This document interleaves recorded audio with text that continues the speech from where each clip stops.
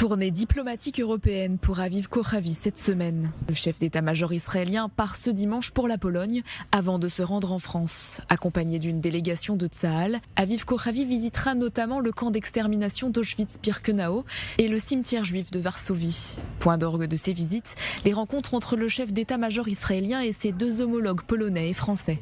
La visite a lieu dans le cadre du renforcement des relations militaires et de la coopération entre Tsahal et les armées polonaises et françaises. Pendant la visite, ils discuteront des défis régionaux, notamment de la menace iranienne et des proxys de l'Iran au Moyen-Orient, de l'armement du Hezbollah, ainsi que des défis sécuritaires à la frontière libanaise.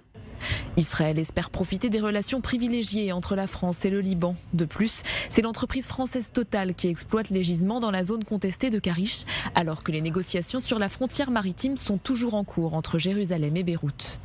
Des déplacements d'autant plus importants qu'Israël prévoit cette semaine de connecter le gazoduc de la plateforme de Karish et de mener plusieurs tests pour s'assurer que le système fonctionne.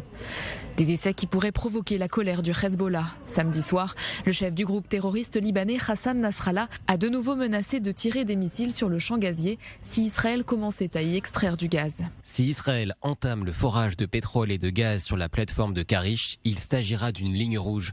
Nous avons envoyé un message très fort. Si le forage gazier commence, vous aurez des ennuis. Israël espère toujours qu'un accord sur la frontière maritime sera signé, mais l'armée reste en alerte. Jérusalem a averti que toute provocation du groupe terroriste serait accueillie avec une réponse très dure.